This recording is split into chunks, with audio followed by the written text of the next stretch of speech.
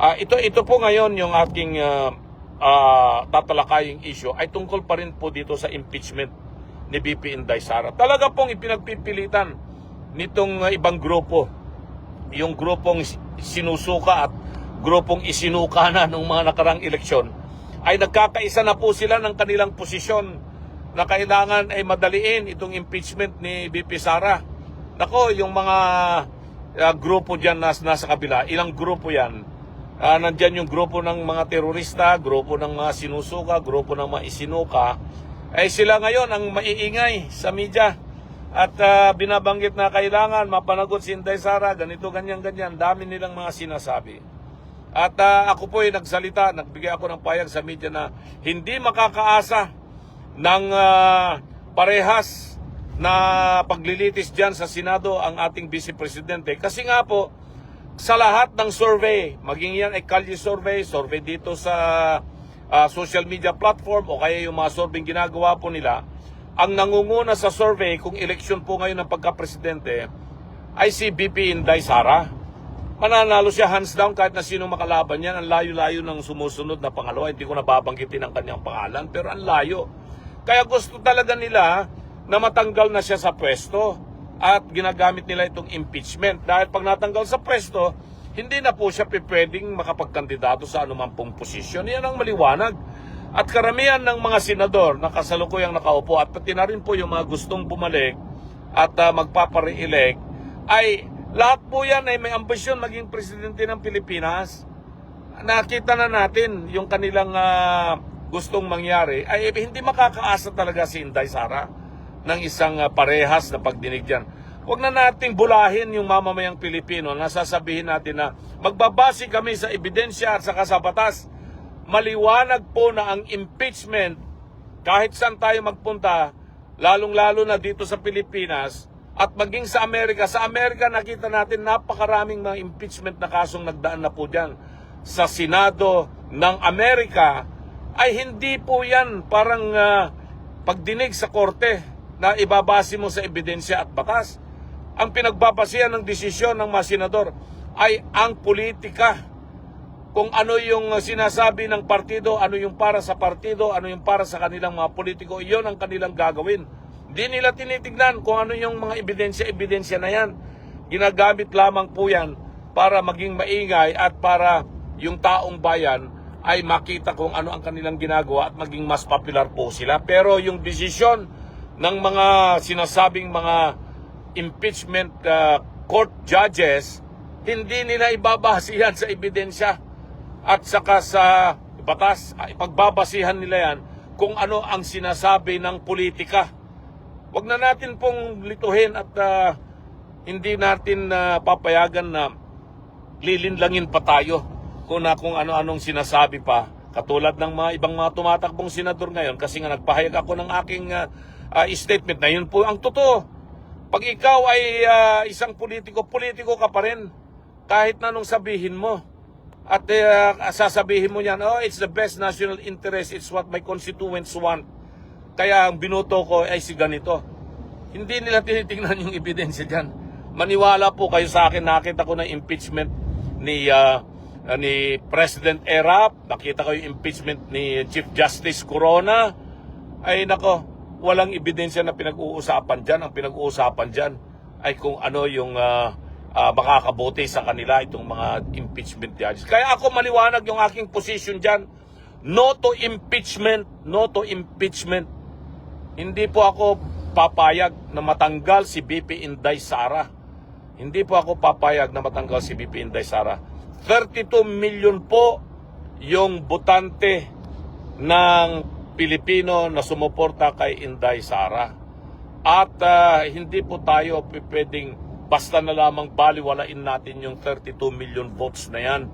Yan ang may pinakamalaking kandidato na nakakuha ng ganyang boto, si Vice President Sara. Babaliwalain na lamang ba natin yon? At yun ang gusto ng mga nagsampa ng impeachment.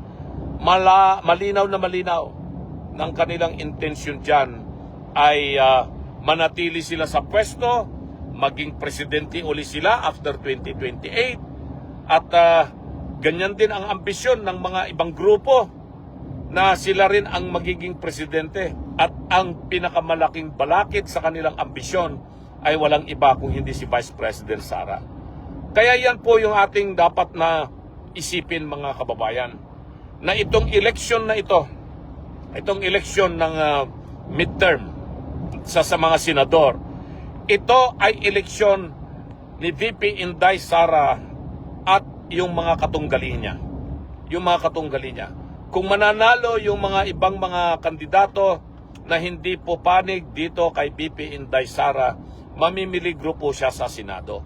Kasi ipagpipilitin nila na yung impeachment case na isinampa na ngayon doon sa Senado at ito'y kagagawan nitong Kongreso na mawawala, gusto pa rin nilang ipagpatuloy yan. Ipagpatuloy po nila yan. At 12 senador yung nandiyan na maiiwan, may bagong 12 senador na susunod.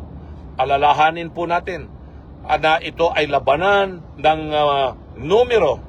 Labanan ng numero pagdating po dyan kung yung bang impeachment case na yan ay mananatili pa rin na siyang gagamitin para po litisin si VP Inday Sara. Kaya usipin po ninyo, mga minamahal na kababayan, kayo po na nagmamahal sa mga Duterte, lalong-lalo na kay Tatay Digong at saka kay VP Inday, isipin po ninyo na itong halalan na ito ay halalan na ang nais ng ibang mga nasa grupo ay matanggal si VP Inday Sara. Tayo naman po dito sa Team Suka, Team Duterte, Team PDP laban, hindi po natin nanaisin na baliwalain yung mandatong ibinigay ng 32 milyon na botante kay VP Inday. No to impeachment. Yan po yung aking paninindigan dyan. Ano man po yung sabihin nila, pag tayo ay nandiyan sa Senado, ipaglalaban po natin yan na hindi dapat magkaroon ng impeachment laban kay Inday Sara sa Senado. Yan po yung aking paninindigan dyan. Ngayon, kita natin yung mga maiingay na mga kongresista. Nako, hindi naman po kayo involved dyan. Maliban lang doon sa mga sinatabi niyong mga prosecutors ninyo. Hindi na po pwede maging mga prosecutors yung mga yan. Pagdating ng 20th Congress, magbabago kayo ng prosecutor kung gusto niyong sumali pa dyan sa impeachment. Pero itong mga iba, hindi naman sila abogado. Hindi naman nila alam kung ano yung batas. O ang iingay. Yan, hindi ko na babanggitin yung kanilang mga pangalan kasi gusto lang nila talagang sumikat itong mga ito. Pero nababasa nyo. Huwag nyong iboto itong mga ito, itong mga congressmen na ito dyan sa inyong mga lugar. Alam naman natin ang dahilan kung bakit sila ganyan na lang kalakas ang loob at kaingay. Dahil lamang po ayuda, pork barrel, napakalaki. Nung isiniksik nilang pondo dyan sa 2025 gaan na kini-question ngayon sa Supreme Court. At siyempre alam natin kung saan nila kinuha yung pera na gagastusin.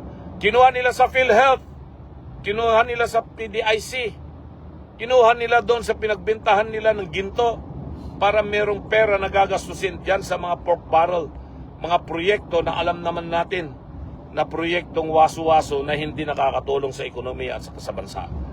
So ngayon, yung PhilHealth natin, napakinggan nyo yung argumento sa Supreme Court tungkol dito sa PhilHealth. Hindi makasagot-sagot ang gobyerno ng tama. Kung tinatanong ng mga mahistrado na yung pera ng PhilHealth, reserve fund yan na hindi pwedeng gastusin. Dahil reserve fund yan at saka yung pera ng PhilHealth, pangkalusugan lamang, ay ano bang sagot ng gobyerno doon sa oral arguments? Kasi nga raw kailangan ng pera dito sa mga programa o mga proyekto na binabanggit mga tulay. Nako, nakita natin ang nangyari dyan sa tulay dyan sa Isabela. Na inumpisan yan ng 2014. Wala pa si Tatay Digong.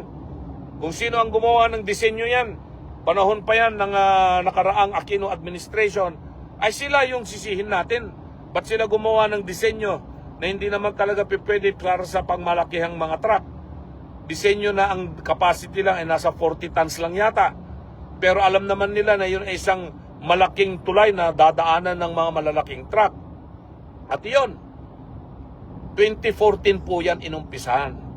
Matagal na kinonstruct yan, natapos yan hanggang 2024, panahon na nitong administrasyon na ito. Sino ang tumanggap? Sino nag-accept na yung tulay na yan na ginawa at inumpisa noong 2014, natapos ng 2023, 2024? Panahon na ng administrasyon ngayon. At sila yung tumanggap na sinasabi, sinertify nila na tama yung pagkagawa, tama yung disenyo. O ngayon tapos bumagsak. O sinong sisisihin? Sisisihin daw yung administrasyon na naman ni Tatay Digong. Anong pakialam ng administrasyon ni Tatay Digong dyan? Ang pakialam lang diyan ay pinagpatuloy nila yung pagbibigay ng pondo para matapos maayos alinsunod doon sa disenyo na ginawa ng DPWH. Anong kasalanan ni Tatay Digong dyan? Pero mabasa ninyo uli yung salita ng tagapagsalita nila doon sa palasyo, pananagutin ang nakarang administrasyon ng Duterte dyan sa tulay na bumagsak sa Isabela.